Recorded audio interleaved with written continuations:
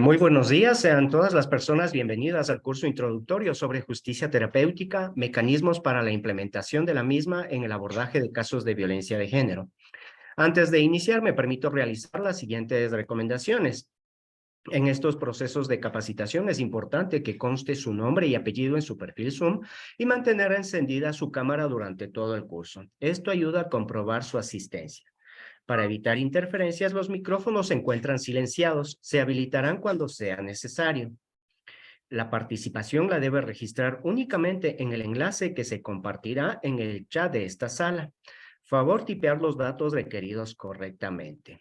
Para tener una mejor conexión a Internet, sugerimos colocarse en un lugar cerca de su Wi-Fi y evitar el uso de otras plataformas mientras dura este proceso. La metodología que utilizaremos es la siguiente. Las ponencias tendrán una duración aproximadamente de 2 horas, en la cual ustedes podrán participar haciendo sus preguntas directamente a las formadoras, accionando el icono levantar la mano ubicado en la parte inferior de sus pantallas. Para iniciar de este proceso, cedo la palabra al doctor Danilo Caicedo Tapia, director nacional de la Escuela de la Función Judicial.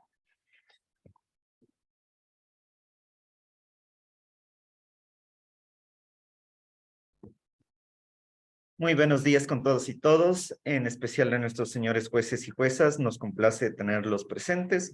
Únicamente yo quería decir unas palabras de apertura y luego dejarles que se introduzcan en un tema tan interesante como la justicia terapéutica y estos nuevos tipos de justicia que nos ayudan a, de alguna manera, intervenir un sistema que está colapsado, un sistema que tiende a ser demasiado brusco, que no es muy compatible con determinados delitos y con determinados procedimientos judiciales, incluso materias, si es que lo queremos ver. Y me parece de que esta primera colaboración que tenemos con la Universidad de Vigo y con varios de los profesores y profesoras que colaboran en los temas de justicia terapéutica desde ese contexto, es una muy buena iniciativa. Decirles que además con la Universidad de Vigo estamos por firmar un convenio que ya está muy avanzado y que vamos a firmarlo sí o sí en el 2023, y que este es parte de esa interacción entre nuestras instituciones. Sin más, quería agradecer la presencia de Mercedes Novo, quien será la profesora, la formadora que tendrán el día de hoy. Mercedes Novo es profesora titular de Psicología de la Universidad Santiago de Compostela, una hermosa ciudad, dicho sea de paso, de Francisca Fariña Rivera, que es profesora titular de Psicología Básica en la Universidad de Vigo y con la cual ya hemos tenido algunas conversaciones muy interesantes. Les pido poner mucha atención, señores jueces y juezas. Les pido aprovechar cada uno de estos minutos porque nos van a enseñar y vamos a formar parte de un aprendizaje muy interesante en una materia que otros países ya nos llevan la delantera y que nosotros deberíamos de implementar cada uno de estos procesos, incluso pensar en todas las posibilidades que trae este tipo de justicia. Sin más, les agradezco. Muy bien, muy buenos días a todos y todas. En primer lugar, quisiera agradecer al director de la Escuela de Función Judicial. Mercedes, creo que te tenía que presentar. Perdón. Gracias.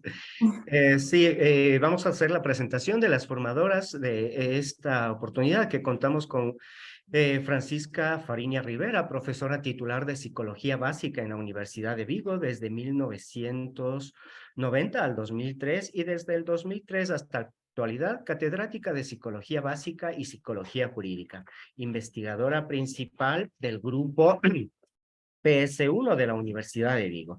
En la misma universidad, directora de la Unidad de Convivencia y Resolución Positiva de Conflictos y titular de la Cátedra UNESCO Educación Transformadora, Ciencia, Comunicación y Sociedad. Mercedes Novo es profesora titular de Psicología de la Universidad Santiago de Compostela y es miembro desde su creación en el año 2002 de la Unidad de Psicología Forense de dicha universidad. Se ha especializado en el ámbito de psicología jurídica y forense y cuenta en su haber con numerosas publicaciones. Ha logrado el 50% de los sexenios de investigación posibles. Es miembro de la Junta Directiva de la Sociedad Española de Psicología Jurídica Forense y de la Asociación Iberoamericana de Justicia Terapéutica. Bienvenidas, doctoras. Tienen ustedes la palabra. Muy bien, muchísimas gracias de nuevo, Freddy, por la presentación y disculpas por haberme anticipado. En primer lugar, como decía, quisiera agradecer al director de la Escuela de Función Judicial, Danilo Caicedo, bueno, por su acompañamiento, por su presencia y su apoyo a esta actividad formativa, al Consejo de la Judicatura y también, pues, como no puede ser de otra manera, a todos ustedes, señores jueces y juezas, pues, por acompañarnos aquí en esta jornada de trabajo y esperemos de mucho aprendizaje para todos y todas. Me voy a permitir compartirles la pantalla, un pequeño guión de cómo vamos a organizar esta actividad.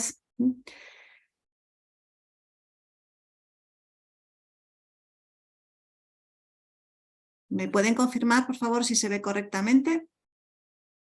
Sí, perfecto, gracias. Perfecto. Bueno, pues como pueden ver, vamos a iniciar la capacitación con una primera actividad en la que la profesora Fariña va a hacer una exposición sobre contenidos introductorios a la justicia terapéutica.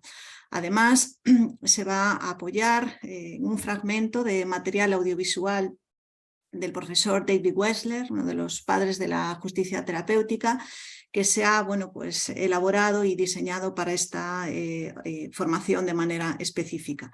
A continuación, para ir avanzando también en los contenidos, vamos a introducir la justicia restaurativa y a la par unir y enlazar la justicia restaurativa y la justicia terapéutica. Para ello contamos con también un material audiovisual en el que vamos a apoyarnos durante más o menos 10 minutos, un fragmento de ese material que ha sido grabado con la colaboración de la magistrada Carmen Gil. También haremos la presentación en su momento antes de iniciar el vídeo. Posteriormente contaremos también con una actividad en la que vamos a trabajar con material audiovisual, en este caso que presentará la magistrada Rosalía Fernández Alaya, y en el que también vamos a reflexionar y vamos a trabajar sobre las lecciones aprendidas desde la orientación de justicia terapéutica. Y finalmente, ya en una segunda parte, lo que haremos será una actividad centrada en la aplicación y la implementación de la justicia terapéutica con víctimas de violencia de género, y para ello vamos a analizar, vamos a trabajar un documento, una guía, en la que vamos a intentar pues, realizar algún supuesto de aplicación práctica desde un enfoque de derechos de las víctimas. Como decíamos y como ya señaló Freddy también al inicio, podremos interaccionar, podremos hacer las preguntas, comentarios que consideren pertinentes, pues haciendo uso pues, del chat o de esta herramienta para poder comunicarnos. Es, por lo tanto, el guión de la actividad y, si les parece, para no dilatarnos más, podríamos comenzar pues, con la primera parte, que es la presentación de la profesora Francisca Fariña. Cuando quieras, muchísimas gracias. Muchísimas gracias a ti por hacer esta presentación de lo que va a ser, que entiendo que es demasiado ambicioso, porque ya veo que vamos mal de tiempo. Ojalá podamos desarrollar todo esto que tú has señalado, que la profesora Novo ha señalado. De no ser así, seguramente como el director de la Escuela de la Función de la Judicatura de Ecuador ha señalado, el doctor Danielo Cañicedo, siempre lo digo mal, ha indicado, seguramente que tendremos más oportunidades. Pero ojalá podamos en el día de hoy de alguna manera adentrarnos en esta documentación que creo que podría ser importante. Compartir pantalla. Voy a ver si puedo compartirla. Me dicen.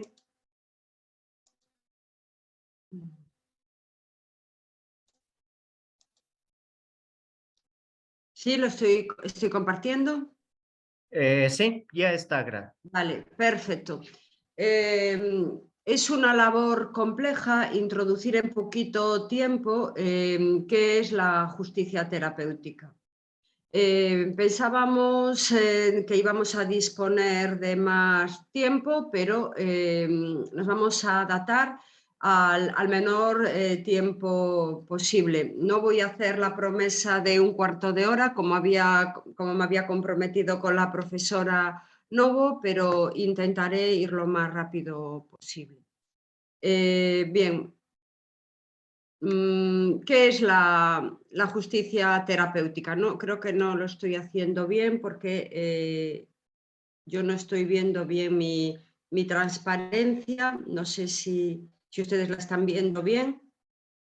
Sí, está en la página que es Justicia Terapéutica. Vale, a ver si lo resuelvo bien. Creo que de esta manera pues ya empezamos regular. Bueno. Sí, disculpa, profesora Fariña, sería importante que sitúe la pantalla en modo presentación. Justo, Vale, o sea, claro, es esto, ¿no? Lo que puede estar efectivamente, evitando. Vale, efectivamente, para que se pueda ver de manera, eso es. vale. Sigo teniendo dificultades porque no me... Sí, sí, solo era la primera transparencia, se ve correctamente, esa es la que se ve un poquito. Ahora sí, lo estáis viendo. Sí, perfecto. Vale, quien no la ve soy yo porque tengo los rostros de los participantes. Bien. Tal y como debería de poner, y espero que así ponga en su transparencia, la justicia terapéutica es un paradigma legal que busca humanizar la ley y su aplicación, así como busca el bienestar de las personas que participan en el sistema legal.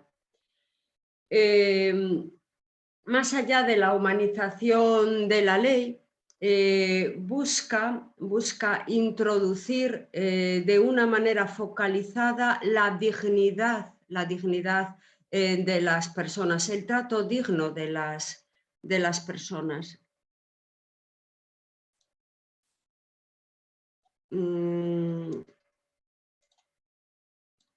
Bien, ¿qué no es justicia terapéutica? La justicia terapéutica no es una justicia paternalista, no es una justicia que no respete los valores sociales protegidos por ley, ni la tutela judicial efectiva, ni restantes valores constitucionales relacionados, ni el debido proceso, puesto que la justicia terapéutica va a respetar siempre todo esto que acabamos de señalar. No es un paradigma que pretenda desplazar la teoría y los objetivos legales tradicionales, pero sí enriquecerlos. Yo sé que esto, como jueces, como juezas, como magistrados y magistradas, les preocupa. Les vamos a traer una manera diferente de abordar la justicia, pero siempre respetando el debido proceso. Siempre respetando los valores constitucionales, siempre respetando los valores sociales protegidos por ley. Por lo tanto, no es un paradigma que pretenda desplazar la teoría, pero sí traer nuevos enfoques, nuevos elementos para enriquecer la actuación de los operadores jurídicos y obtener eso que señalábamos en un primer momento, la humanización de la justicia y el bienestar de las personas usuarias. Y cuando hablamos de personas usuarias, nos estamos refiriendo a todos los que transitan por el sistema legal, con independencia del rol que tengan, de demandante, de demandado, de encausado, de víctima, de agresor. Y es más, en los últimos tiempos estamos desde justicia terapéutica, y esto lo suelo repetir con bastante frecuencia, interesados también en el bienestar de los operadores jurídicos, porque si los operadores jurídicos no están psicoemocionalmente bien, si ellos no disponen de bienestar psicoemocional, no pueden ofrecerlo. Y esto es muy importante. También, aunque no ha sido lo prioritario en un principio para la justicia terapéutica, sí ahora le estamos dando relevancia, porque sabemos que es fundamental para lograr esa justicia terapéutica. No es un paradigma la justicia terapéutica que niegue la necesidad de asumir nuevas herramientas o enfoques legales como la justicia restaurativa o la justicia procedimental. Mismo en el día de hoy vamos a abordar la justicia restaurativa en el tema de violencia de género a través de la profesora, de la magistrada Carmen Will. La TJ, por tanto, no es una alternativa, sino un complemento a la justicia tradicional. El plus que tiene la TJ es su mayor capacidad para la resolución de conflictos y la rehabilitación. El plus también es que se alinea con lo que nos están exigiendo a todos los países con la sostenibilidad social y principalmente con el ODS 16, paz, justicia e instituciones sólidas, pero también apoya a los ODS salud y bienestar y igualdad de género. En la formación del día de hoy sí nos vamos a centrar en esto que es la igualdad de género. Prueba de ello es que hoy se nos convoca a raíz del proyecto en igualdad de género, en violencia de género que estamos desarrollando las universidades, diferentes universidades en el Ecuador. Bien, y además tiene el plus de que en la actualidad, para ser considerado un tribunal de excelencia, necesariamente tiene que haber un enfoque de justicia terapéutica. Decíamos que tiene mayor capacidad para la resolución de conflictos y la rehabilitación, porque la TJ, tal vez deba de aclarar lo de TJ, la justicia terapéutica procede del término anglosajón Therapeutic Jurisprudence y se tradujo de diferentes maneras al español, pero desde el 2012 se acordó que la traducción oficial iba a ser justicia terapéutica y por otra parte que el acrónimo se iba a asumir el internacional, no el JT que correspondería de justicia terapéutica, sino el TJ del Therapeutic Jurisprudence. Pido disculpas por no haber aclarado esto en un inicio. Bien, como decíamos, la TJ pretende la resolución de los casos judiciales, pero también la causa que los suscitan. El proceso judicial tradicional no solventa los problemas que subyacen a la causa judicial. Es más, tenemos que reconocer que a veces hasta lo incrementa.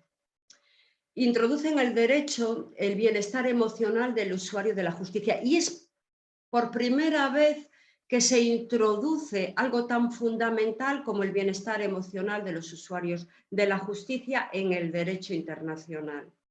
La ley y su aplicación asume, la TJ, es una fuerza social que produce comportamientos y consecuencias. Y estas consecuencias y estos comportamientos pueden ser positivos o negativos para la vida emocional y el bienestar psicológico de los usuarios del sistema legal. La TJ, obviamente, como ya se pueden imaginar, lo que busca es eliminar lo máximo posible esos elementos negativos e introducir lo máximo posible los elementos positivos. Evidentemente no siempre se pueden eliminar los elementos negativos. Cuando tenemos una sentencia condenatoria que requiere que las personas tengan que ingresar en prisión, pues necesariamente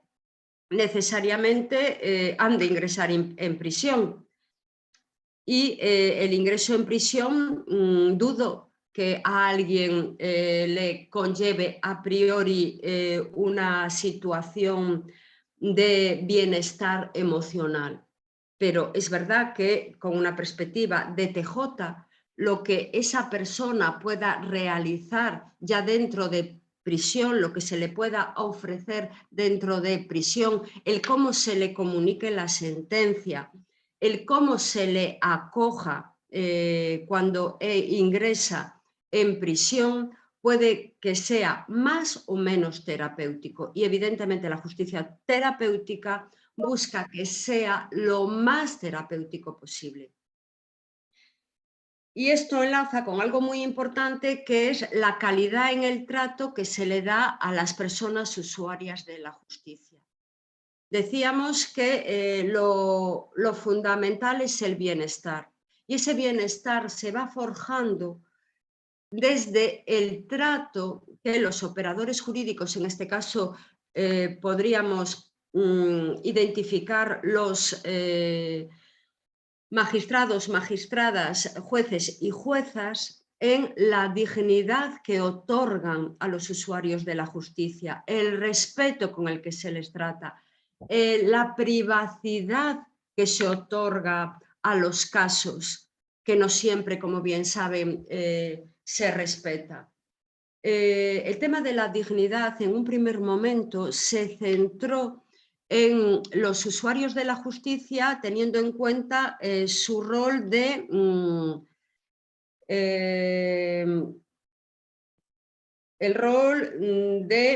acusado o el rol de víctima, pero en estos momentos la dignidad, el otorgar dignidad se aplica también a todos los operadores jurídicos, es decir, el cómo el juez, la jueza, trata al abogado de la defensoría, cómo trata al abogado o abogada acusador, cómo trata a la fiscalía, cómo trata a los peritos, ya no solo a la persona acusada o a la víctima, sino también al resto de los operadores jurídicos, conlleva consecuencias en todo el proceso. Evidentemente, en un primer momento, en esos operadores jurídicos, pero también es pedagogía para cómo los operadores jurídicos han de tratarse entre sí y, a su vez,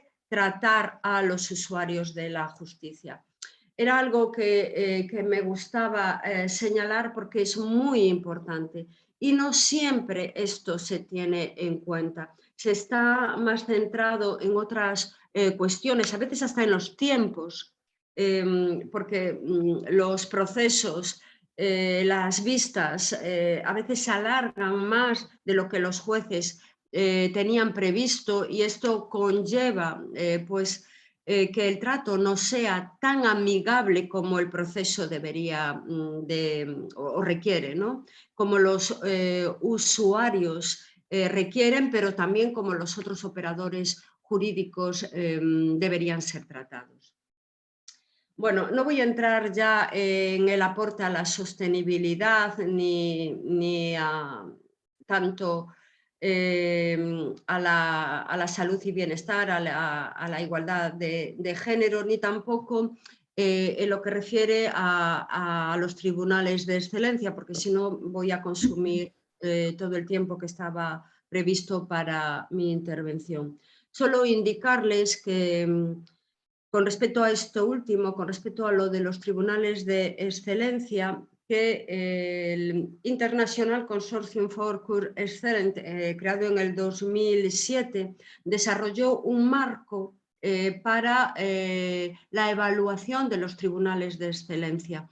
Va por la tercera edición, creo recordar que fue publicada en mayo del 2020, y por primera vez en este marco se incluye la justicia terapéutica como elemento a evaluar para ser considerado una corte, un tribunal de excelencia. Por lo tanto, ya no es una opción, sino una necesidad el introducir la justicia terapéutica si queremos lograr que el tribunal en el que nosotros trabajemos, en este caso ustedes, trabajen, sea considerado pues un tribunal de excelencia. Yo sé que a día de hoy no es una práctica muy habitual en Latinoamérica.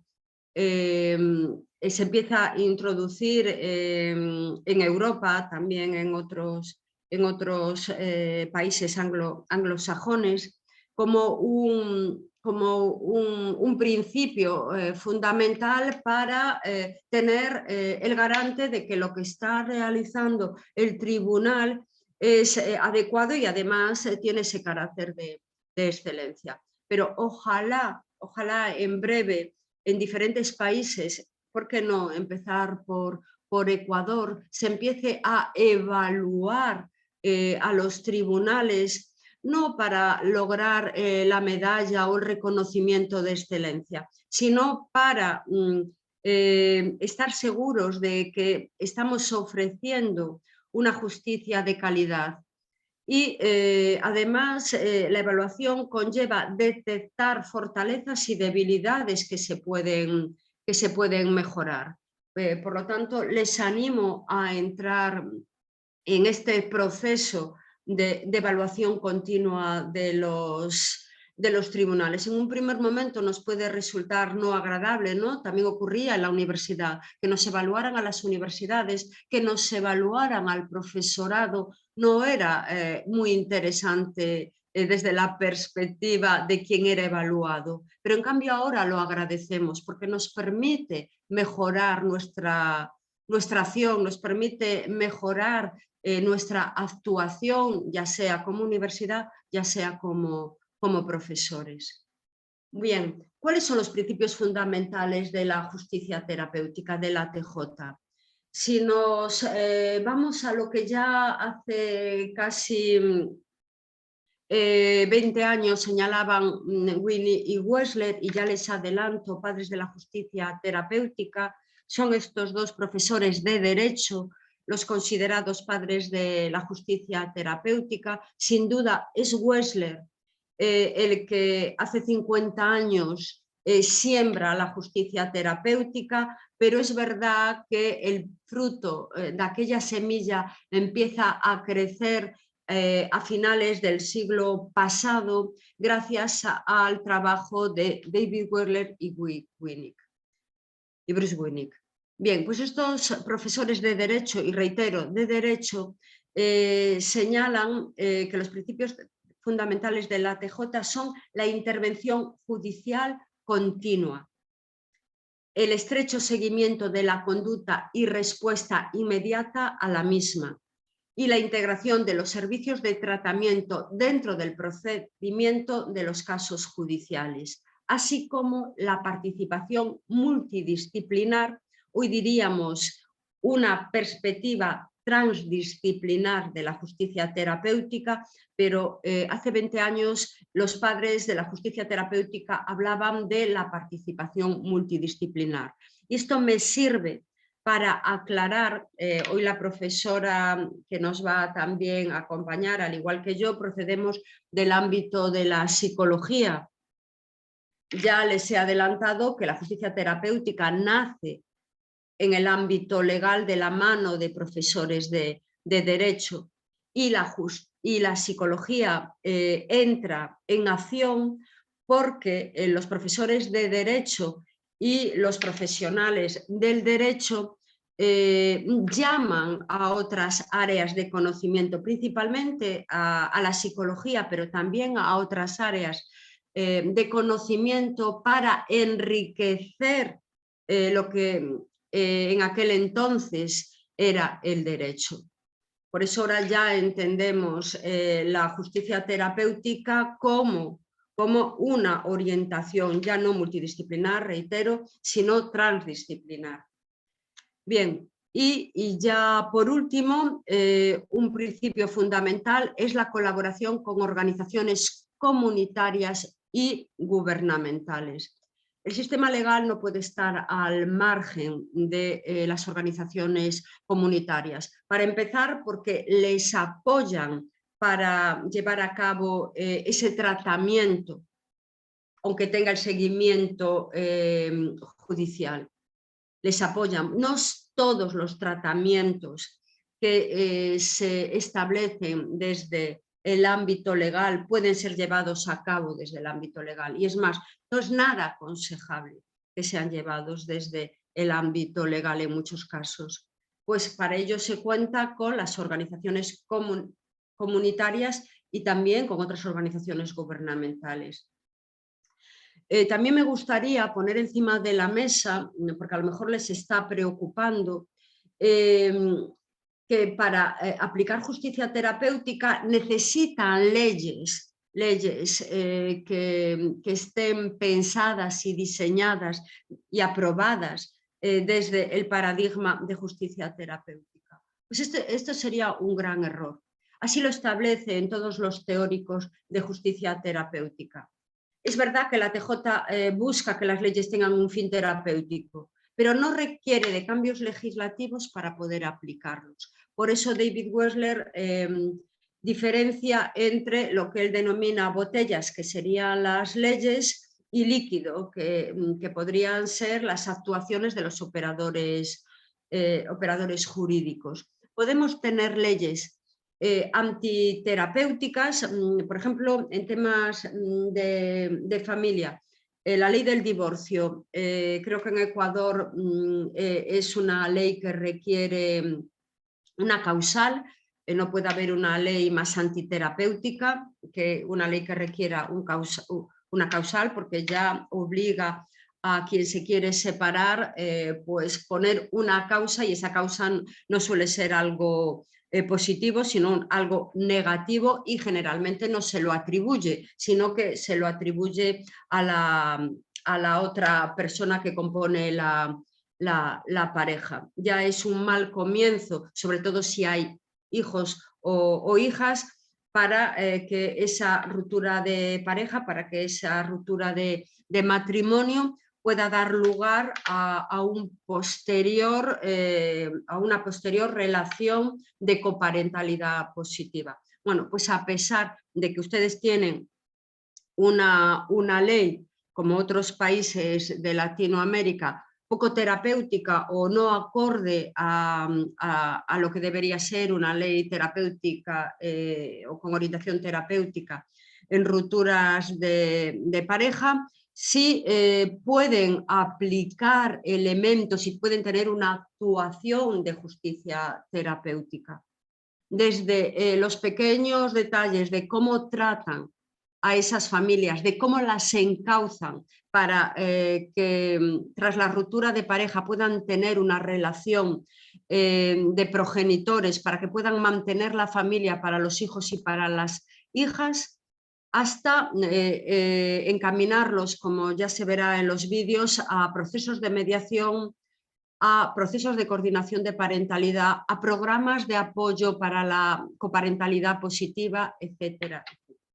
Por tanto, incluso si las reglas y los procedimientos son antiterapéuticos, los profesionales que intervienen en el ámbito legal pueden mejorar el impacto terapéutico. En el caso de ustedes, en el caso de los jueces, de las juezas, ¿qué les obliga una orientación de justicia terapéutica? Pues tener un prisma de pacificador o un prisma de consejero, no solo de decisor judicial. Actuar con prospectiva en lugar de retrospectiva, de mirada al futuro. Esa mirada al futuro les posibilita ser terapéutico y no solo normativo.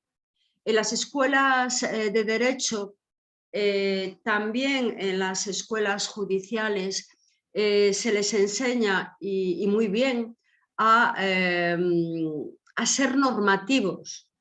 Y no les estamos pidiendo que no sean normativos, pero les estamos pidiendo que sean también terapéuticos, que miren al futuro, cómo pueden ayudar a esas familias a través de la norma a mantener pues, relaciones, en este caso de coparentalidad. Si estamos hablando de casos de violencia de género, ¿Cómo podemos sacar a esas víctimas de la situación de violencia de género? ¿Cómo lo podemos hacer?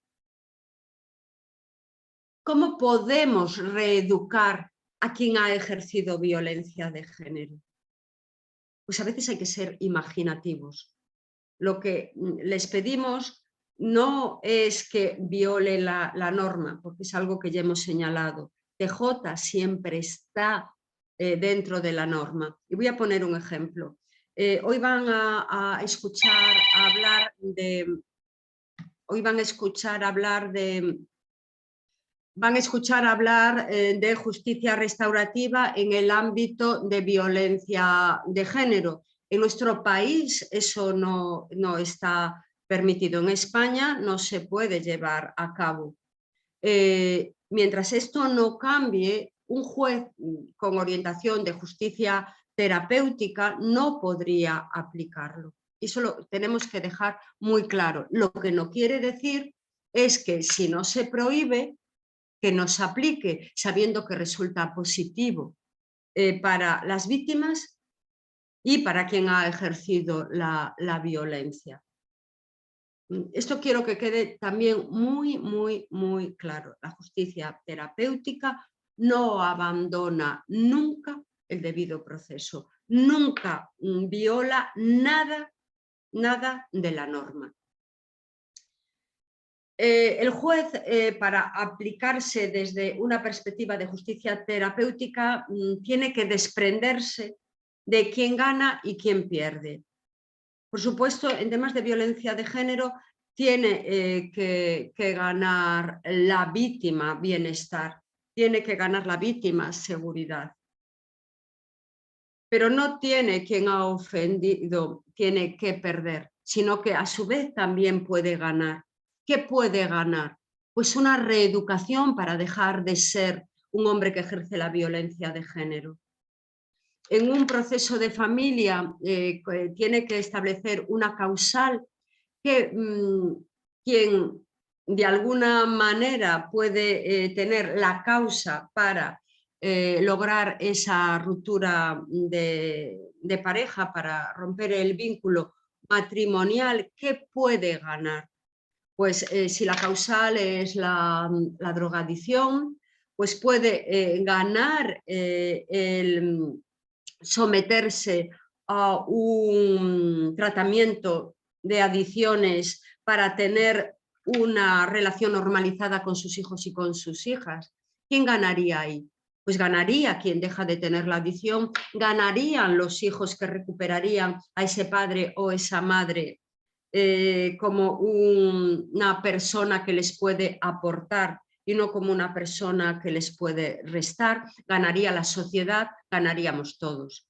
Por lo tanto, desprenderse de quién gana y quién pierde y focalizarse en cómo podemos ver y enfocar ese futuro, qué herramientas tenemos para enfocar ese futuro de tal manera que puedan ganar todos los participantes. De la mala praxis hay que desprenderse de coaccionar a los litigantes para que lleguen a un acuerdo. En algunos tribunales, pues se fuerza en exceso el acuerdo. Esforzar el acuerdo puede resultar paternalista, puede resultar negativo. Lo que una cuestión diferente es dar motivaciones, es convencer a forzar. Por eso el cómo el juez, la jueza se dirija, haga uso de esa capacidad de poder que tiene, es importante, no desde el ejercicio del poder, sino desde el ejercicio de la convicción. Dotarse de conocimientos y, por tanto, de herramientas de justicia procedimental. Seguramente que en una formación posterior que ustedes puedan, no podemos olvidarnos que esto es una introducción a la justicia terapéutica, tendremos que trabajar mucho esas herramientas de justicia procedimental. El cómo decimos el cómo decimos, el qué decimos es muy importante.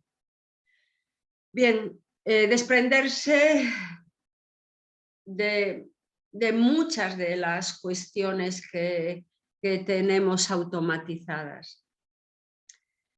Necesitan lograr que las personas que acuden a ustedes, que son los usuarios de la justicia, se sientan atendidas, comprendidas, consideradas, respetadas, validadas, legitimadas por el sistema legal, con independencia del resultado. Y eso es complicado, porque cuando la víctima o la persona que denuncia va a un juzgado, quiere dar su versión y no quiere escuchar la versión de la persona a quien denuncia. Y quien denuncia también quiere dar su versión y quiere defenderse y no quiere escuchar lo que la víctima o quien le denuncia tiene que decir. Y ahí está el juez para dar esa oportunidad, con independencia después de que le dé la razón a uno o a otro, tienen que tener la oportunidad de expresarse. Y en esto está la posibilidad de que la justicia provoque bienestar en las personas y que consideren que se están siendo importantes para la justicia y que no son meros números, que no son un mero procedimiento. Y también el juez tiene que ser un profesional que provoque en los usuarios de la justicia sanación. También debemos de tener en cuenta que ya no basta para la orientación de justicia terapéutica la ética legal, sino que también hay que tener la ética del cuidado. La ética de la justicia establece la obligación moral de no actuar injustamente con los demás. Entendemos que esto es lo que aplican todos los jueces y juezas del Ecuador, o al menos debería de ser así. Pero la ética del cuidado dicta la obligación moral de no abandonar, de no obviar las necesidades de las otras personas. La ética del cuidado subraya las responsabilidades que se producen a consecuencia de las relaciones y los vínculos interpersonales, así como la importancia de atender a las necesidades específicas de las demás personas, para lo que se requiere empatía. Estamos pidiendo que los jueces y las juezas tengan esa empatía. Bien, creo que ya me estoy excediendo en el tiempo. Sí me gustaría volver a indicar que los jueces con orientación de TJ tienen que tener una formación diferente a la tradicional. Deben de aprender a saber escuchar, de llevar a cabo una escucha activa. Deben de saber preguntar a las personas en situación de vulnerabilidad. Los jueces que trabajan en violencia de género tienen que atender a personas que están en una situación de alta vulnerabilidad, ya sea porque la vulnerabilidad la ha provocado la violencia de género, ya sea porque la vulnerabilidad si estamos hablando de un proceso de familia, ¿no? La está provocando el estrés que provoca el romper un vínculo matrimonial. Sabemos que la ruptura de pareja, el divorcio, es uno de los procesos más estresantes que una persona pueda vivir. Entonces tenemos que reconocer esa vulnerabilidad. Si además en esa ruptura hay violencia de género o violencia familiar, pues todavía tenemos mayor vulnerabilidad. Pues esto lo tenemos que conocer y lo tenemos que saber, en este caso ustedes como jueces. Deben de saber dirigirse a las personas para lograr colaboración e implicación para el cambio cuando sea necesario. Y en un proceso de violencia de género siempre se requiere cambio, y se requiere cambio de la víctima y se requiere cambio de quien ha ejercido la violencia de género.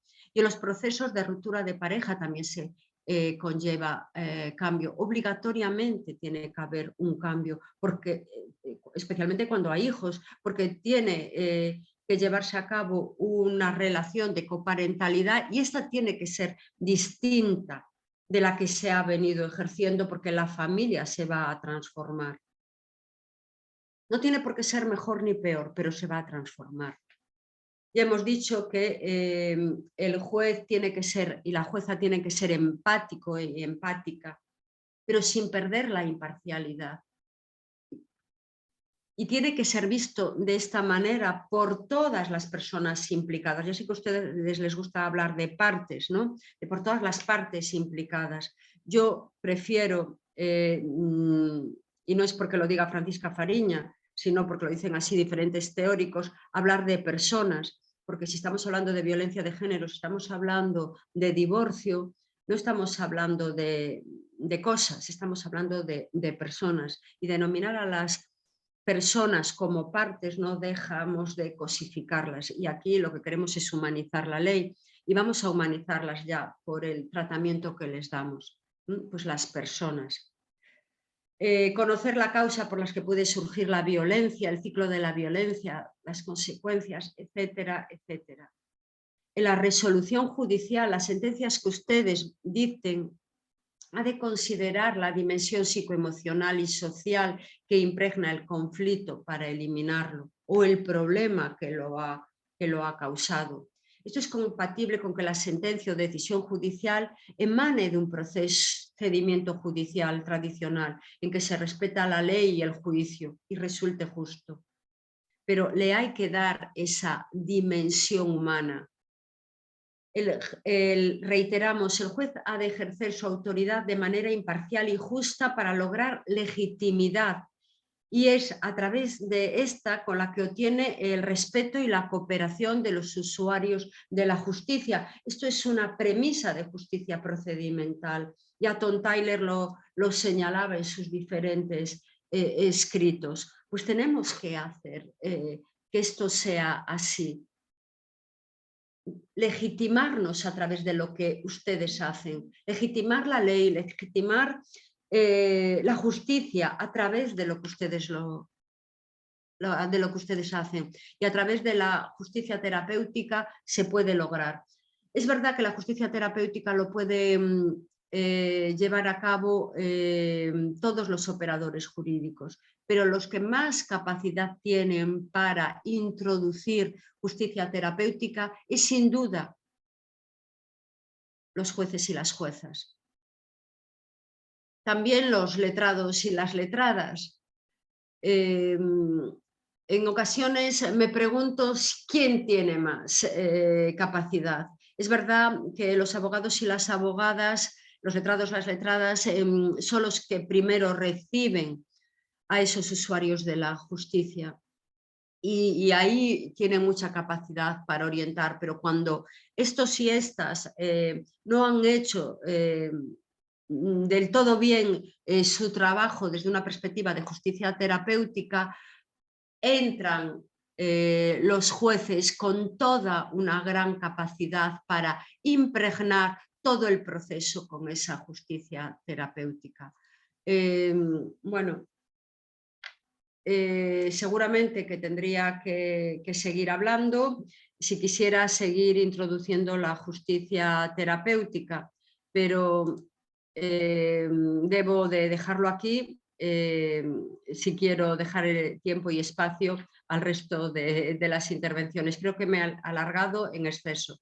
Veo que hay manos levantadas, perdón por no haberles escuchado visto antes. Y perdona, Mercedes, por romperte todo el esquema.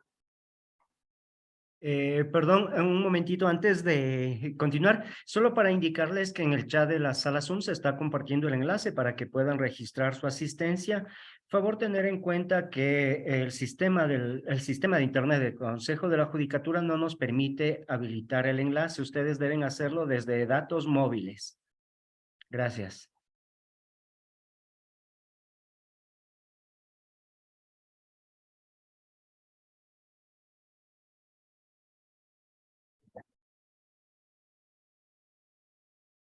Sí, pues muchas gracias, profesora Fariña, por su presentación y bueno, por habernos dado esa introducción a la justicia terapéutica, que seguro podríamos seguir hablando durante mucho más tiempo, pero creo que hay como dos manos. Tenemos a Tania Patricia y a Fernanda, ¿verdad? Y Patía Rodríguez también, que tienen algunas preguntas. Freddy, yo le dejo a usted la moderación, simplemente era para intentar responder a las compañeras. Ok, ¿qué te parece si damos de corrido la palabra a las tres doctoras abogadas que nos están solicitando para tal vez se coinciden las preguntas y se puede responder en una sola? Voy a dar paso de acuerdo a cómo aparecen en mi pantalla. Abogada Hipatia Rodríguez puede plantear su pregunta. Bien, buenos días a todos. Fue mucha información en poco tiempo. Entonces, bueno, la primera pregunta que me saltó a la mente es, ¿cuál es la diferencia que existe entre justicia terapéutica y justicia restaurativa? ¿Y cuál es la diferencia y cuáles son las semejanzas? Ok, Gracias. gracias. Ok, damos paso a Fernanda Domínguez para que pueda plantearla. Gracias, ¿cómo están? Buenos días, un gusto, un placer compartir el espacio con ustedes. Gracias a la Escuela de la Función Judicial. Les saludo desde una de las provincias amazónicas de nuestro querido Ecuador. Profesora Francisco, una consulta, como dice la compañera Hipatia, mucha información, encantadora, bastante fuerte también. Mi consulta es, hay una palabra que me llamó mucho la atención en el tema de la TJ, que el juez debe ser un actor que tenga una mirada prospectiva, una mirada al futuro. ¿Cuáles deberían ser los aliados fundamentales para la administración de justicia, para el juez, cuando nuestras víctimas de violencia vienen de un contexto muy fuerte, profesora, muy fuerte, donde efectivamente son víctimas que no tienen acceso a la educación, son víctimas que viven en lugares muy recónditos de la parte de la Amazonía y efectivamente con toda la situación, con toda la información que usted nos da, con viéndole con esa mirada al futuro, ¿qué hacemos si efectivamente no se tienen fortalecidas situaciones de estructura para que la víctima se pueda sostener? ¿Cuáles serían las situaciones aliadas para que se pueda implementar de una manera adecuada la TJ? Gracias. Damos paso a la doctora Tania Mazón para que pueda plantear. Gracias, buenos días con todos y todas. No sé si me escuchan, ¿sí? Fuerte y claro. Muchas gracias. Bueno, saludándoles de la provincia de Pastaza, la más extensa del país y provincia amazónica. En este aspecto, bueno, yo tengo varias dudas que incluso coincido con una de las preguntas, ¿no? ¿Cuál es la diferencia entre justicia terapéutica y justicia restaurativa? La segunda es, ¿en qué áreas del derecho aplicamos o en qué materias aplicamos justicia terapéutica? ¿En todas? ¿Es transversal a la administración de justicia? ¿O puede ser en unas no y en otras sí? Revisando cuáles son las posturas que se están desarrollando a nivel internacional y en cuáles podemos fortalecer este tema de justicia terapéutica. Y quería ver si nos pueden contar alguna caso o anécdota que hayan tenido dentro de ya la aplicación en los juzgados respecto a este tema. Otro proceso que ya es más un tema operativo, en el chat no podemos, o al menos yo no puedo visualizar para poder registrarme el link para poder registrar nuestra participación. No está deshabilitado el chat. Eso quería mencionarles y agradecerles sobremanera, puesto que justicia terapéutica se está hablando ya, pero tenemos que hacer todo para aplicar dentro de la administración de justicia y queremos saber todos esos inputs. Muchas gracias. Por favor, me confirman si está habilitado el chat, si ya pueden acceder al chat para el registro de asistencia. Se lo está compartiendo en el enlace. A ver. Ya. Ok, damos paso para continuar, para terminar este primer bloque a la doctora Elizabeth Andrade con su pregunta.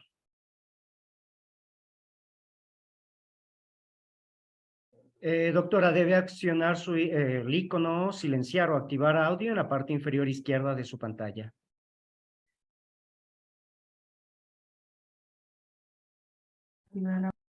Ah. A ver, ahí inténtalo de nuevo, que ya. Ahí sí, ya. Muchas gracias. Muy buenos días. Saludos desde la ciudad de Ibarra para todos y todas. Justamente lo único que quería decir, muy clara, muy interesante, la intervención de Francisca, pero justamente quería decir lo que acabó de decir la compañera, que no me salía en el chat el tema para el tema de la asistencia. Solamente era eso. Muchísimas gracias. Gracias a todas por sus preguntas. No sé si nos vamos a extender mucho, pero creo que merece la pena. Si la justicia terapéutica es flexible, pues también tendrán que ser flexibles si la profesora Novo lo tiene a bien y Freddy también lo tiene a bien, pues flexibilizar lo que estaba previsto para el día de hoy y atenernos a lo que el doctor Danilo Caicedo nos señaló, de que vamos a tener más formación y que algunas de las cuestiones a lo mejor que estaban previstas verlas hoy, pues las podamos ver en otra ocasión. Y me parece muy, muy importante que tengamos este intercambio, ¿no?, de dudas y de preguntas, y que las podamos responder. Partiendo de la primera, ¿no? La diferencia entre justicia terapéutica y justicia restaurativa.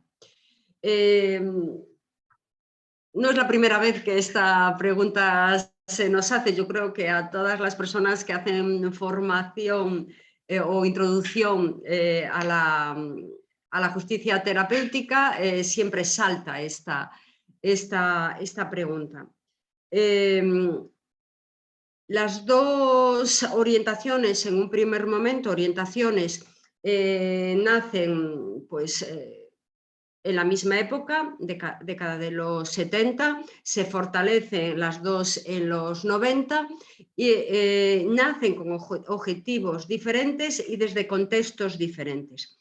La justicia terapéutica nace en el ámbito de la salud mental y la justicia restaurativa nace en el ámbito de la justicia juvenil. La justicia terapéutica rápidamente ya consideró que se debería de aplicar a todos los ámbitos de la ley, y con esto respondo a una de las preguntas. Nace en el ámbito de salud mental y hoy hemos estado haciendo referencia a temas de divorcio, a justicia de familia, a temas de violencia de género. Y lo podemos aplicar a cualquier ámbito, no solo civil, no solo penal, administrativo. ¿Por qué? Porque estamos hablando de resolución de conflictos, estamos hablando de bienestar de los usuarios de la justicia, estamos hablando de humanizar la ley. Y esto se puede aplicar a todos los ámbitos. Y además, el cómo nosotros tratemos, en este caso ustedes, a los operadores, a los usuarios de la justicia en cualquiera de estos ámbitos, estaremos logrando fortalecer a su vez, si lo hacemos adecuadamente, si lo hacemos con perspectiva de TJ, la propia justicia, el propio sistema legal. A la justicia restaurativa, bueno, y otra cuestión que señalé como principio básico de justicia terapéutica, y es que la justicia terapéutica siempre respeta el debido proceso, no se escapa a seguir a puntillas la norma. La norma hay que respetarla. Si la norma es antiterapéutica, hagamos todos los movimientos para lograr una ley que sea terapéutica y que permita procedimientos terapéuticos. Pero si la norma nos lo prohíbe, por ejemplo, en España prohíbe la mediación en casos de violencia de género. Sin embargo, son muchos los profesionales y muchos investigadores que dicen que no deberían prohibirse para todos los casos la mediación. Pues tendremos que hacer todos los movimientos para cambiar la ley. Pero mientras tanto, un juez en España con toga o birrete de justicia terapéutica no puede hacer mediación. No sé cómo está en su país. No puede hacer mediación, pero sí puede aplicar justicia terapéutica. ¿Por qué? Porque el tratamiento que le haga a las víctimas, el tratamiento que le haga, el cómo trate a la persona que está siendo denunciada, nada tiene que ver con la mediación y puede introducir justicia terapéutica. Como denuncia David Wessler, recordemos, padre de la justicia terapéutica, recientemente la justicia terapéutica y la justicia restaurativa han discurrido paralelamente sin mirarse la una a la otra. Y esto ya no puede ser así.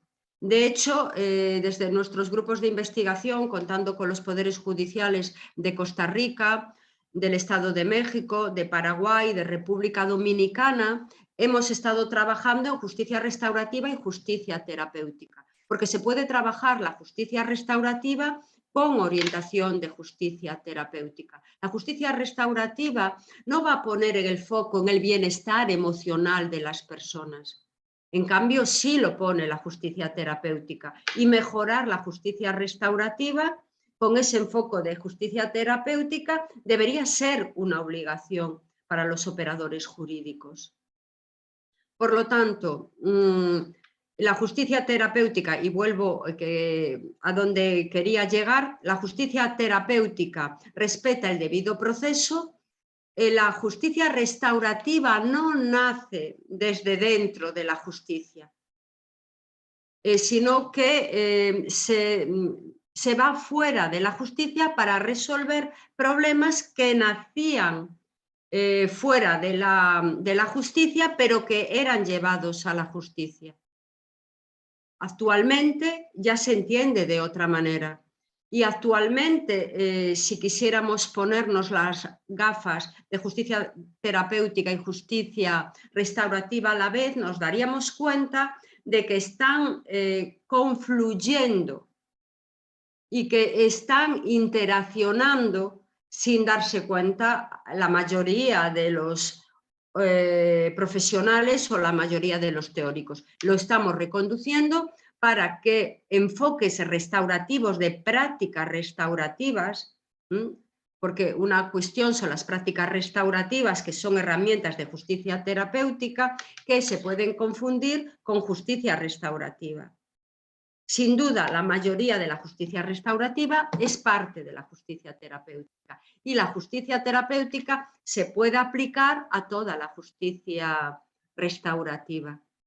El como ustedes apliquen esa justicia restaurativa va a ser justicia terapéutica o no. Pongo un ejemplo. Un proceso de mediación.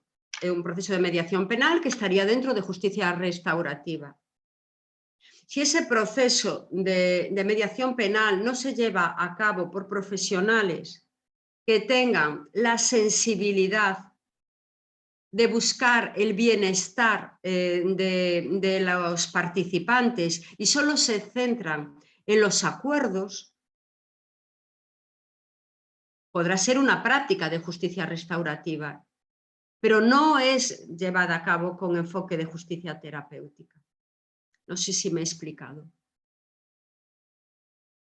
Otra de las cuestiones que se nos preguntaba, cómo mirar al futuro, que por cierto es uno de los principios de la justicia restaurativa actual y de la justicia terapéutica desde el primer momento, mirar al futuro. No podemos dejarnos en el pasado. Por eso el perdón, que sí siempre fue un elemento crucial de la justicia restaurativa, empieza a ser un elemento importante dentro de la justicia terapéutica, porque no podemos lograr bienestar si estamos hablando de violencia de género o si estamos hablando de rupturas de pareja, no podemos lograr bienestar pleno en las personas si no alcanzamos ese proceso de perdón, y no el proceso de perdón que conlleve reconciliación, sino el proceso de perdón incluyendo el perdón a uno mismo. Esto que voy a decir les puede extrañar. En procesos de violencia de género, uno de los procesos más importantes es el perdón y el autoperdón de las víctimas. ¿Cómo que de las víctimas? Y las víctimas son las víctimas que se tienen que autoperdonar, tendrán que autoperdonar los que agredieron. No, no, no, de las víctimas.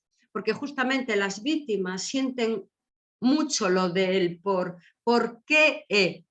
¿Por qué he consentido? ¿Por qué he iniciado una relación con esta persona? ¿Por qué he permitido que le hiciera esto a mis hijos y a mis hijas? ¿Por qué he...?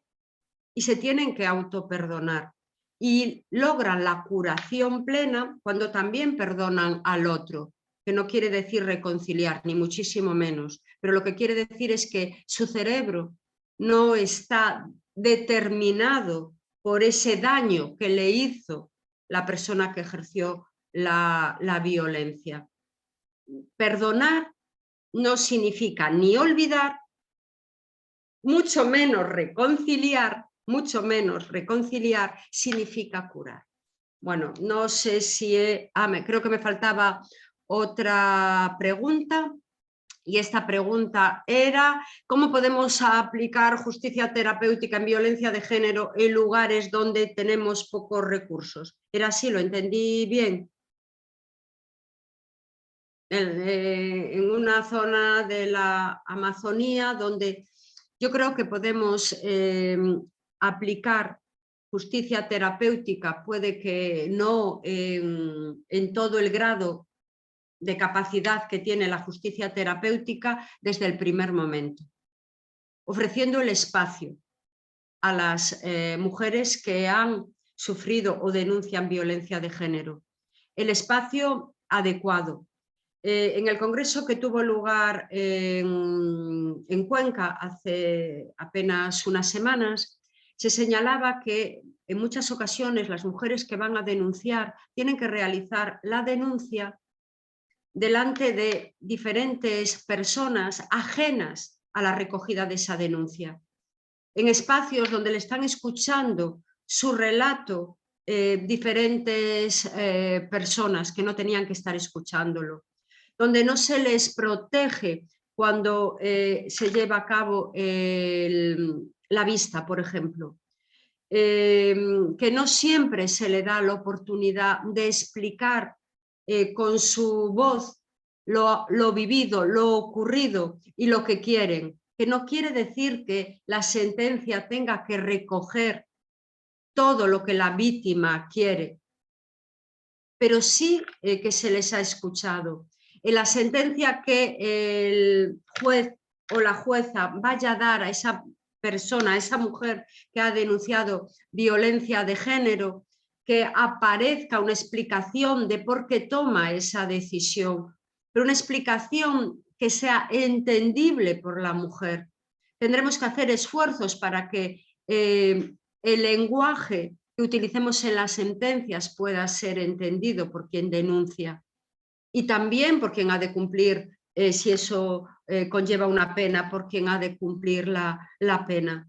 Generalmente los jueces y las juezas utilizan un lenguaje que no es comprensible para el ciudadano normal y mucho menos para personas en ocasiones con falta de cultura y formación.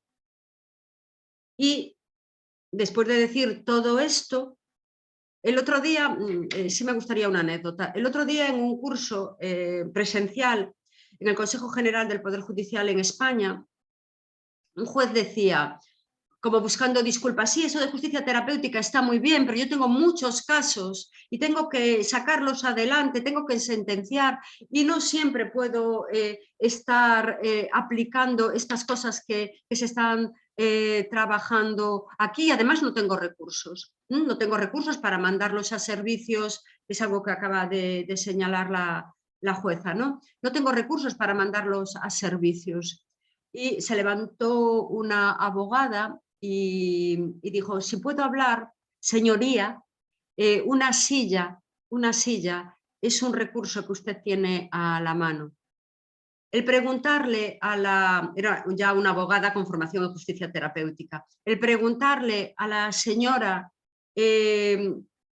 cómo está, cómo ha llegado, le ha sido fácil, o salir afuera cuando se está retrasando en la vista y pedir disculpas a la víctima, también al denunciado por el retraso, seguramente que no requiere recursos ni mucho tiempo y en cambio provoca bienestar en las personas. Bueno, pues creo que hemos dado respuestas a la pregunta y además tenemos que ver qué herramientas podemos tener en la comunidad para poder ayudar a esa mujer. Si tenemos a una líder que pueda proteger, claro, no una líder pues que tenga una formación y una orientación pues machista, ¿no? O de sometimiento al hombre, sino una líder que pueda ayudarnos para recuperar a esta mujer, pues sería fantástico poder utilizarla. Por lo tanto, el juez tiene que salir también de su despacho o las personas que apoyan al juez tienen que salir de su despacho, ver lo que hay fuera del tribunal que pueda ser utilizada como herramienta dentro de sus sentencias para apoyar sus sentencias y hacer después el seguimiento, recuerden los principios de justicia terapéutica, a sus sentencias. Creo que me he alargado mucho, pero no sé si les he respondido o si las preguntas han generado la respuesta que ustedes querían. Considero que sí, no sé, tal vez qué opina Mercedes Novo al respecto. Con todo, antes de avanzar, les recuerdo que en el chat está el enlace para que puedan registrar la jornada de hoy día. Te cedo la palabra, Mercedes. Bien, muchas gracias. Freddy, muchas gracias, profesora Fariña, por haber contextualizado la justicia restaurativa y la justicia terapéutica. Tal vez ello nos invita, ¿no? a todavía más, ¿no? a escuchar a la magistrada Carmen Gil. Si les parece, podemos compartir ese vídeo, así también hacemos una pequeña, bueno, como pausa, ¿no? Es una forma de cambiar la metodología y en este vídeo, efectivamente, la magistrada Carmen Gil, que les comparto, es en la actualidad magistrada de la Audiencia Provincial de Barcelona, con competencias no exclusivas en menores, y ha ejercido ya pues, durante 17 años como fiscal adscrita a la Fiscalía Provincial de Barcelona. Es presidenta del Grupo Europeo de Magistrados por la Mediación, perdón, en España, GEM España, porque hay un grupo europeo y luego hay una delegación en cada país que participa en la asociación. Ella es la presidenta actualmente de GEM España. Ha sido medalla de honor de la Generalitat de Cataluña por servicios excepcionales a la justicia, sobre todo por el reconocimiento que ha tenido por introducir la mediación en el ámbito penal. Es una de las voces más autorizadas en nuestro país para introducirnos la justicia restaurativa con orientación de justicia terapéutica y además en el ámbito concreto de la violencia de género. Bueno, ha sido miembro del grupo de trabajo del Estatuto de la Víctima, la Ley Orgánica 4/2015, del Tribunal Superior de Justicia de Cataluña. Bueno, he coordinado distintos cursos de formación, profesora de justicia restaurativa en distintos másters y grupos de trabajo. Sin más dilación, yo creo que podemos escuchar este material, podemos visualizarlo. Es un material que ha sido elaborado en el marco específicamente de este proyecto de promoción y desarrollo y bienestar de la justicia terapéutica en mujeres víctimas de violencia de género, y por lo tanto además va a ser la primera vez que se va a visionar, ¿no?, en una actividad formativa. Por lo tanto, bueno, queremos resaltar esta cuestión, que todavía no es un material que esté en abierto y que sea público. Vamos a centrarnos, aunque la presentación bueno, pues alcanza casi 1 hora de duración, vamos a centrarnos exclusivamente en esa parte, ¿no?, donde la magistrada contextualiza qué aporta la justicia restaurativa a las víctimas, y también se sitúa en la perspectiva de los victimarios, de los hombres que ejercen la violencia de género, también qué les aporta. Creo que, Freddy, tenemos preparada la presentación, podemos escucharla justo en este punto.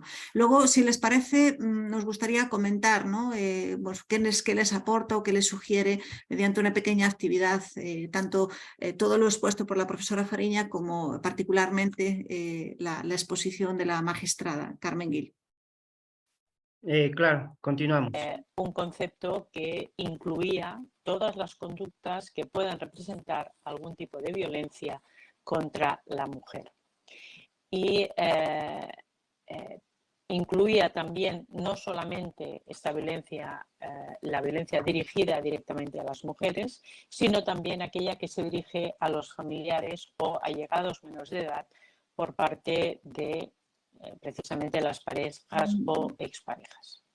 Bien, en este concepto de violencia de género hemos evolucionado y tenemos recientemente una ley en el año 2021. Disculpa, Freddy, era una ley Freddy, disculpa, tenemos que ubicarnos en el minuto, aproximadamente el minuto 26, que es donde introduce, porque ahora está contextualizando toda la normativa y la legislación en España relativa a la violencia de género, pero para centrarnos justo en bueno, pues en la orientación, o sea, en la perspectiva de justicia restaurativa, estamos en torno al minuto 26.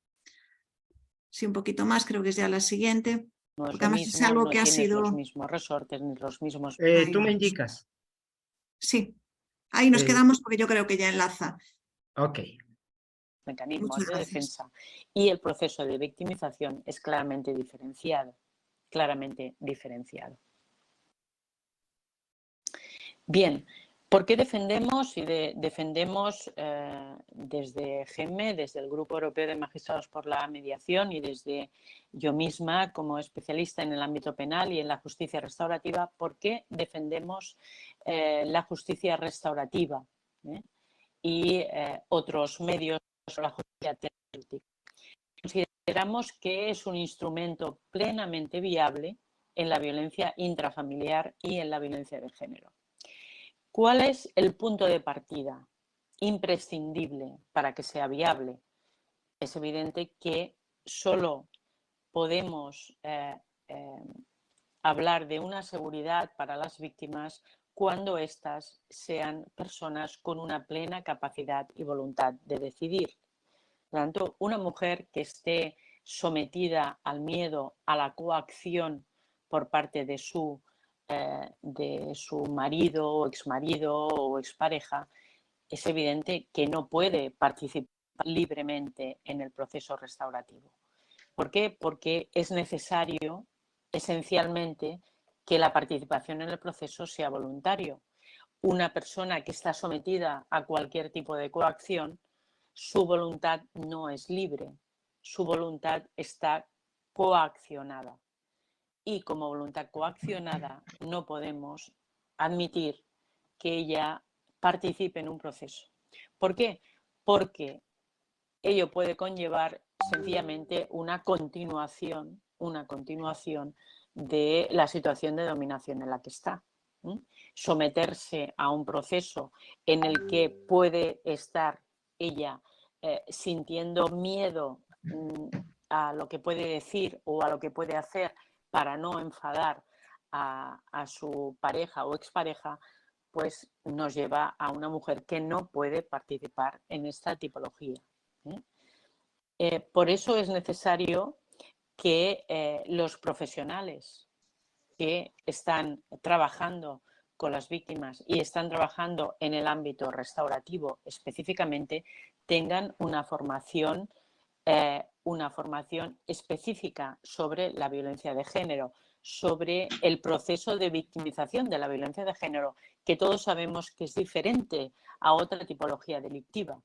El proceso de victimización que para simplificar, no me puedo entretener, pero en el tema que todos conocemos del ciclo de la violencia de género, que pasa pues por la fase de luna de miel, la fase agresiva, la fase digamos, de perdón, de remordimiento, de volver a iniciar y pasar otra vez a la fase llamada de luna de miel, hace que la víctima se vea en esta espiral sin capacidad para salir de la misma, ¿no? Y siempre pues sometida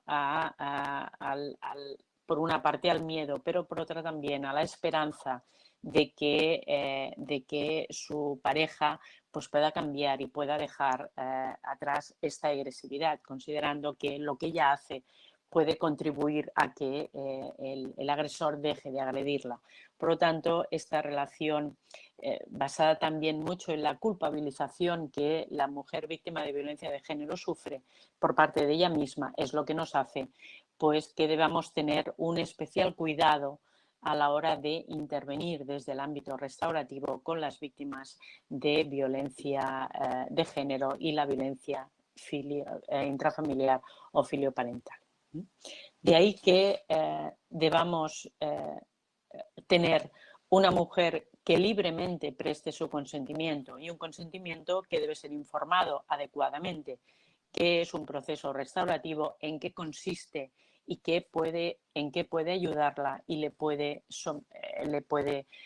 digamos, favorecer a dejar atrás su proceso de victimización.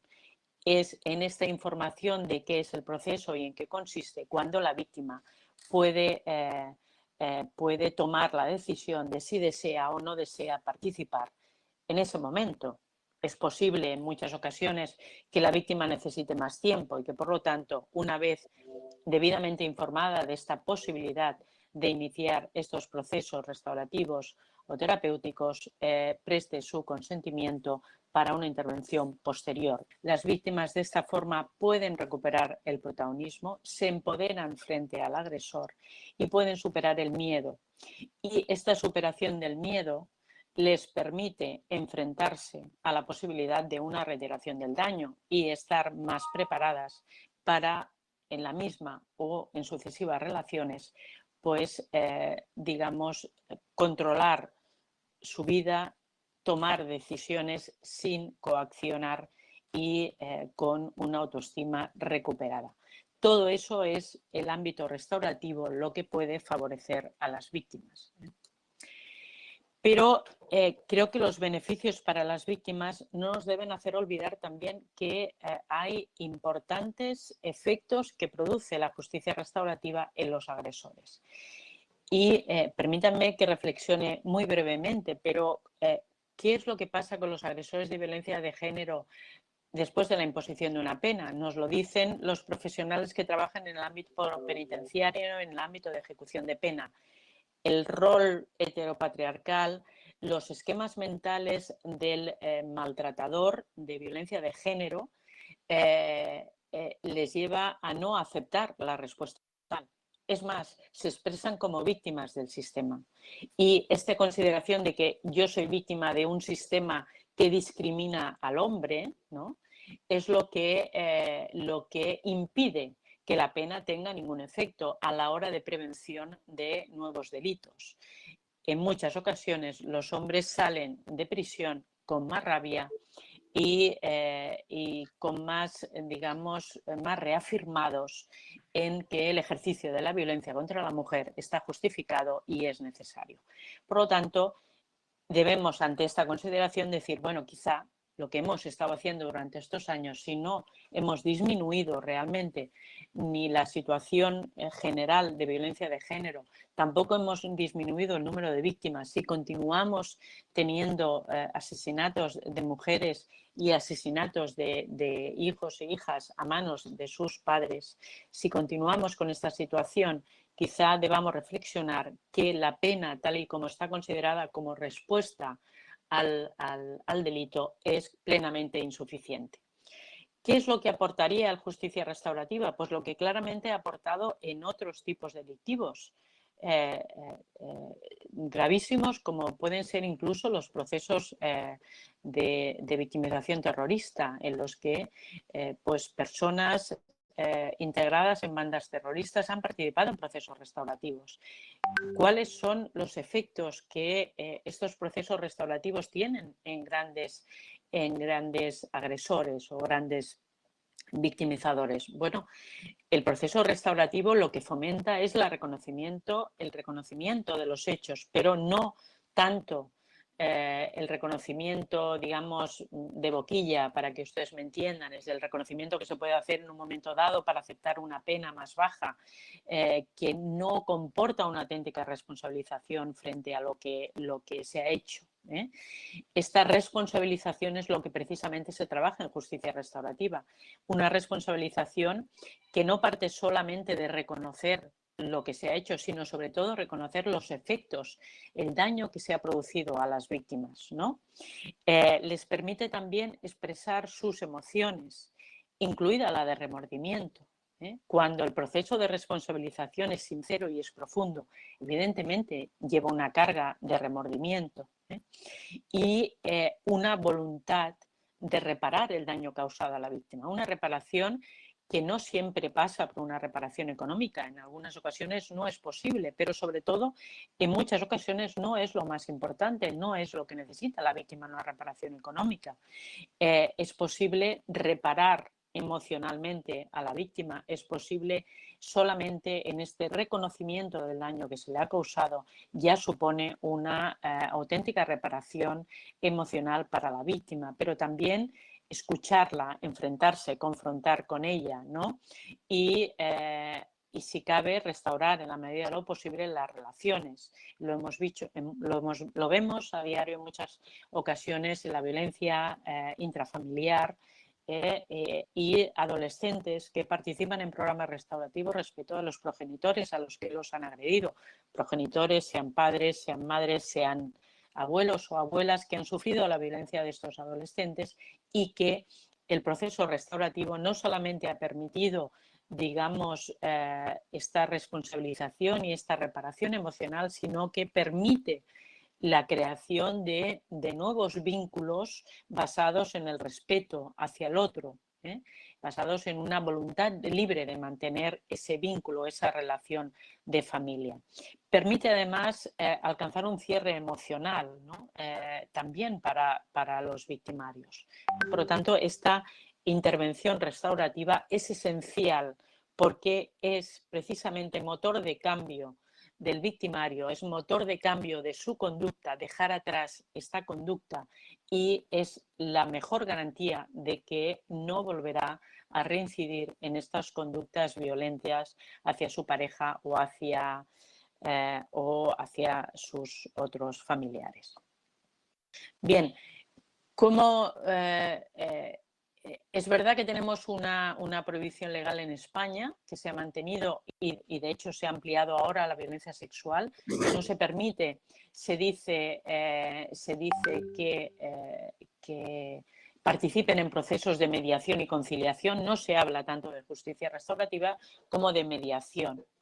Bueno, yo creo que el pasar por un proceso judicial, nos dicen algunos, es claramente victimizador, les causa daños y es muy difícil. Repiten el relato y continuamos abriendo una y otra vez la herida de la víctima y la enfrentamos al riesgo de que no sean creídas. Esto es lo que nos dicen los profesionales que están trabajando directamente con las víctimas de violencia de género. Y es cierto que hay una parte importante, como digo, en España, que ha mantenido la prohibición de...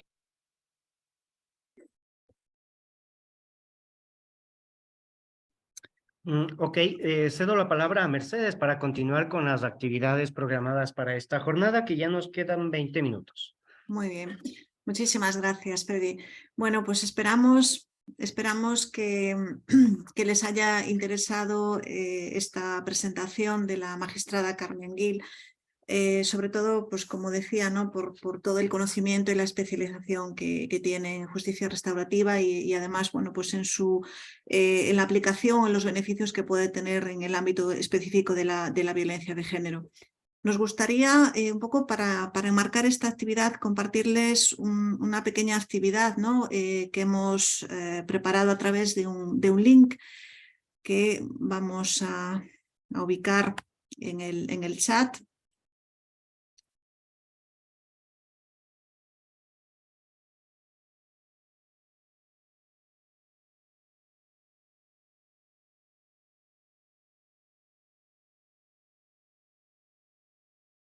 Un minuto.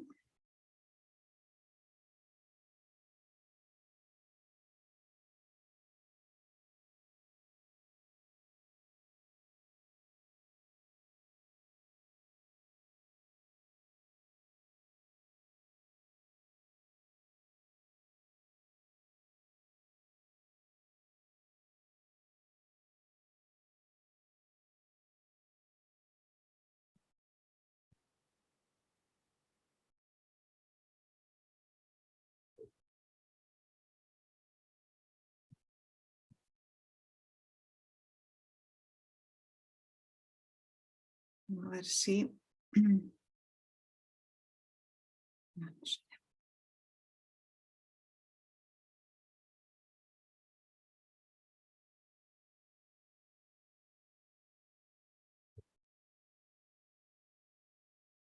Vale, para todos.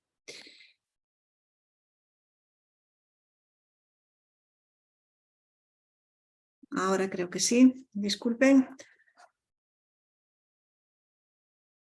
Sí, ya están activos los dos enlaces que compartiste. Perfecto. Vale. Bueno, pues como les decía, aunque inicialmente habíamos preparado pues más contenidos, pueden... Sí, me escuchan, ¿verdad? Vale. Sí, te estamos Sí. escuchando. Pues nada, les decía que aunque inicialmente hemos preparado pues más contenidos, lo que vamos a hacer es, bueno, pues dejarlos para otras ocasiones posteriores y ahora centrarnos en analizar, bueno, pues esta material que acabamos de escuchar y de visionar. Para ello tenemos ese link en el que intentamos, bueno, pues expresar, ¿no? Un poco cuáles son las aportaciones o las sugerencias que nos plantea el análisis de la justicia restaurativa con orientación de justicia terapéutica y en el marco específico de la violencia de género. Les dejamos unos minutos para que puedan bueno, pues contestarlo si les parece bien y seguimos aquí pues, pendientes y a la espera de cualquier duda o cuestión que puedan plantearnos. ¿Les parece? Bueno, están silenciados todos el micrófono, entonces, pero creo que quedó clara la indicación de que deben ingresar a ese enlace y llenar la encuesta para poder hacerlo más dinámico este proceso. Estimada Mercedes, para indicarte que te pasé un mensaje por interno.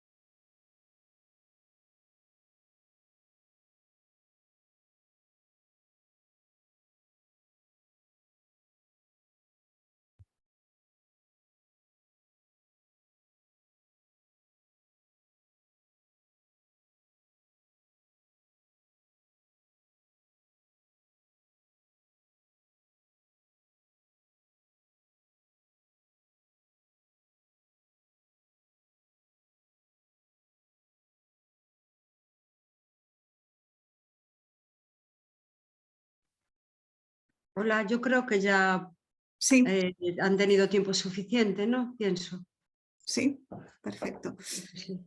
Bueno, pues muchísimas gracias.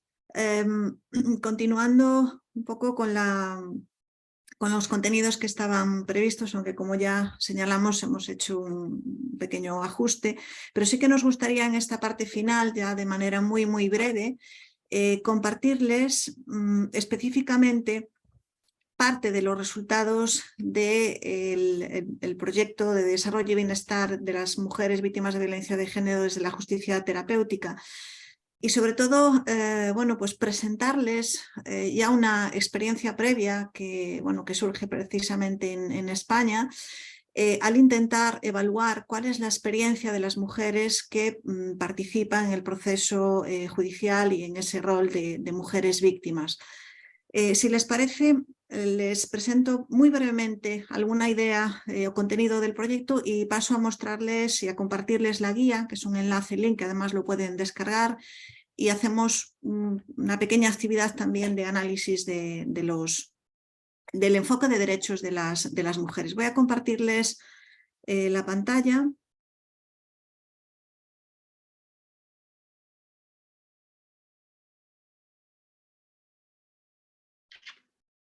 Creo que ahora se puede ver, ¿verdad?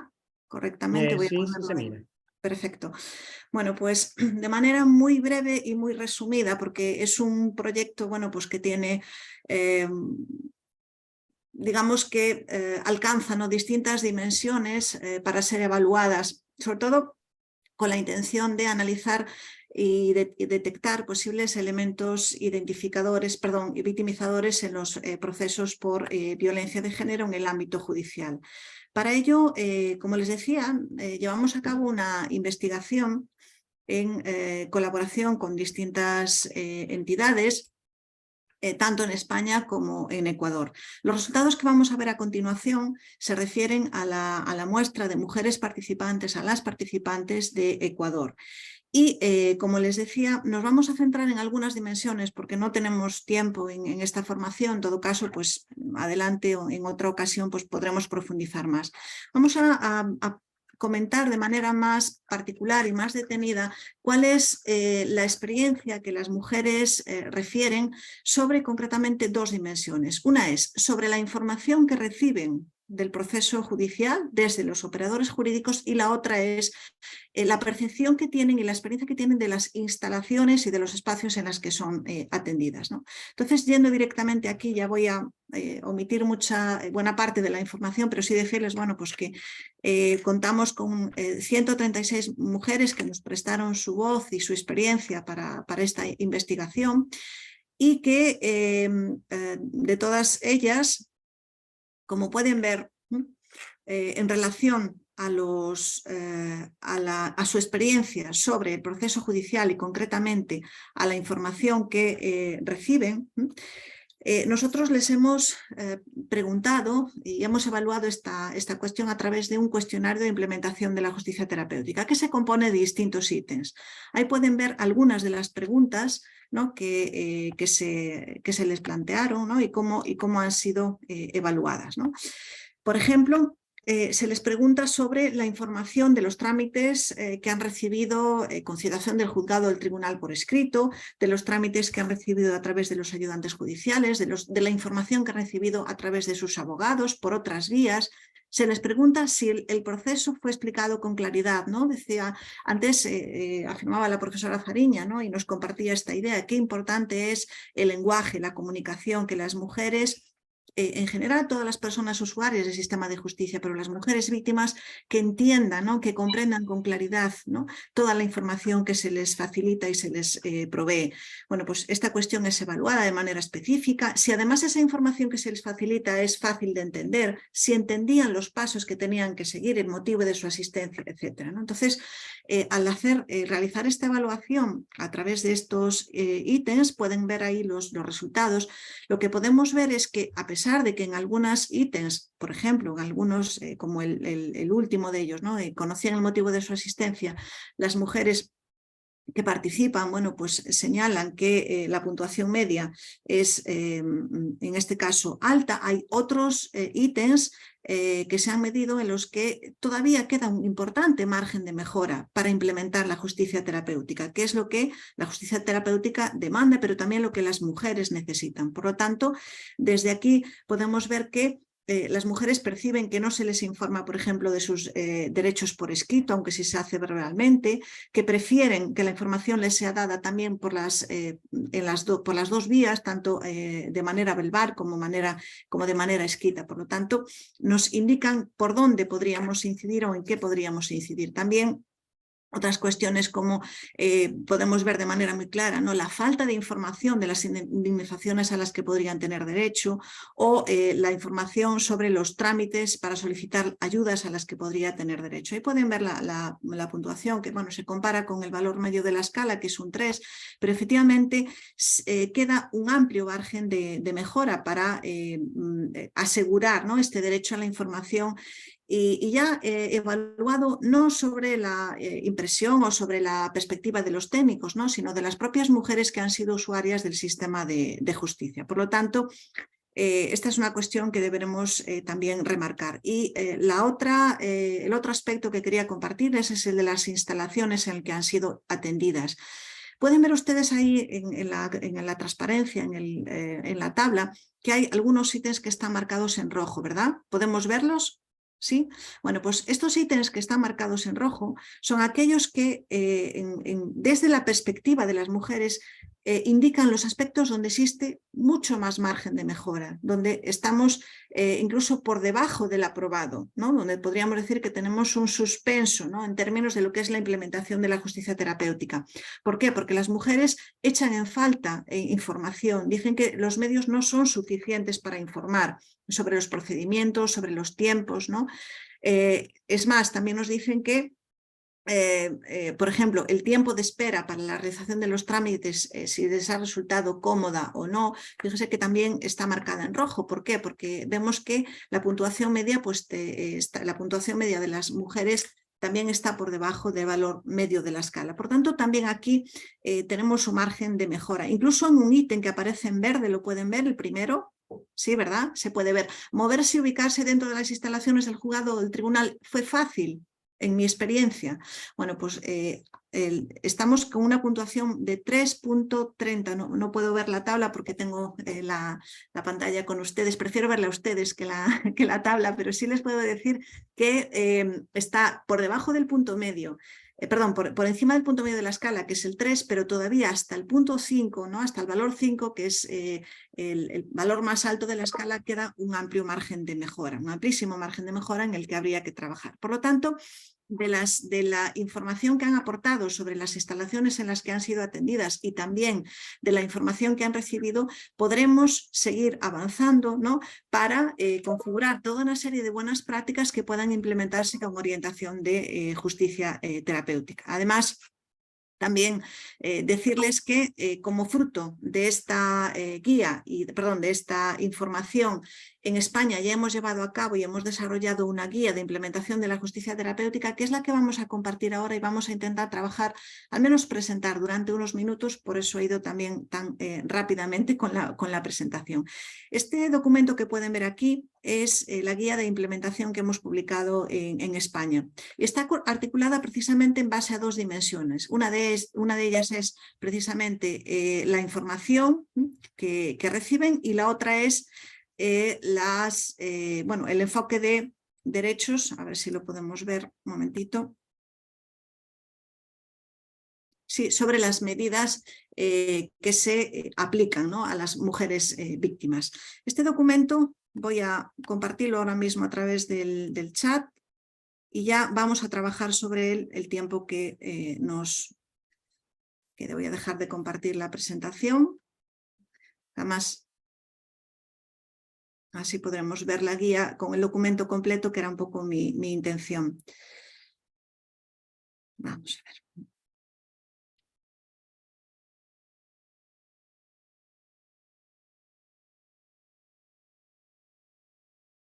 Estimada Mercedes, para indicarte que a las 10 continuamos con el segundo grupo, Sí. entonces... Sí, pero sí que gracias, Freddy. Sí que me gustaría dejarles el material para que lo puedan consultar si les interesa. Y Claro, o si gustas puedes remitirme a mi correo electrónico y yo les hago llegar a las personas que hayan registrado su asistencia de los dos grupos. perfecto. ¿Qué tal sería que les dejáramos el material y también las preguntas y que también que sirviera como constancia de atención al curso? Lo digo para ustedes. Les queda el material y que tengan que responder a lo que estaba previsto, Mercedes, que les lleva muy poquito tiempo, unos Perfecto, sí, 2 minutos. vale, Es una manera, y con esto pido vale, disculpas por haber ocupado el tiempo que no me pertenecía. Pues entonces, si les parece bien, lo hacemos así. Les compartimos el documento desde la escuela, ¿vale? Con toda la información y el link desde el que pueden descargarlo y las preguntas relativas a ese documento, donde también nos interesamos por conocer su opinión, sus sugerencias y sus propuestas de mejora. Es muy importante también que podamos escucharles a ustedes, luego de haber compartido de manera tan resumida, pero bueno, en los próximos meses vamos a seguir publicando y presentando los resultados, con lo cual les compartiremos toda la información para que quien pueda tener interés, el que la tenga disponible. Entonces ya no lo voy a ubicar aquí, ¿no? Se lo enviamos directamente a Freddy para que lo comparta, ¿correcto? Sí, está ¿Sí? compartido en el chat mi correo electrónico para que me puedas reenviar la información y a su vez hacerles llegar a los dos grupos. Muchísimas gracias. Pues ya lo Entonces, perdón, ¿podríamos dar por terminado con este grupo para avanzar con el siguiente que estamos justo a las 10? Freddy, pero como Ya. también empezamos con un cierto retraso, a mí sí me gustaría dar la oportunidad a los asistentes si tuvieran alguna cuestión que la pudieran manifestar. Empezamos también con un poquito de retraso, podríamos acumular ese retraso para el siguiente grupo. Entendido, ok. Claro, quien desee plantear alguna inquietud, una pregunta o quiere saber más sobre lo que nos han indicado las maestras Francisca Fariña y Mercedes Novo, puede accionar el icono levantar la mano para habilitar su micrófono.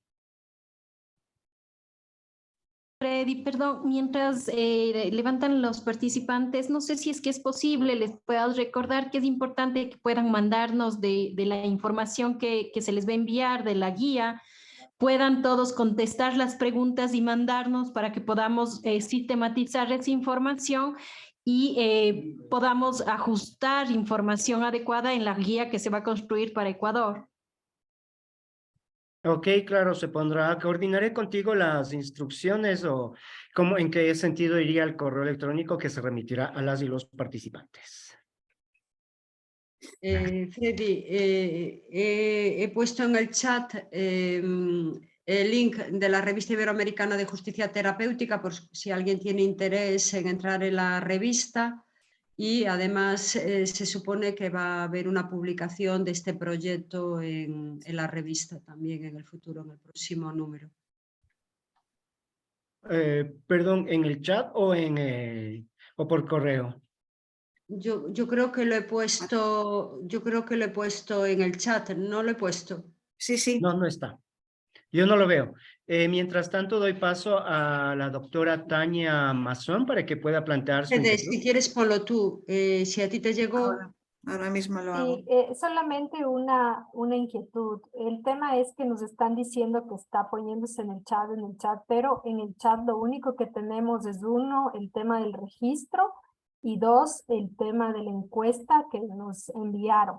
Entonces sí sería bueno si pueden consolidar toda esa información y enviarnos, porque nos quedamos con todas las ganas de conocer todo y es muy importante que nos puedan remitir a nuestros correos electrónicos. Estamos con toda esa gana de poder aplicar la justicia terapéutica en nuestros juzgados, pero necesitamos más información que en 2 horas es imposible. Entonces sí nos gustaría que se pueda consolidar todo y enviar a nuestros correos electrónicos, o cómo hacemos, porque en el chat solo aparece el registro de asistencia, la encuesta que nos hicieron llenar y ahora nos mandaron otro link que todavía no puedo acceder. Y muchas gracias por todo.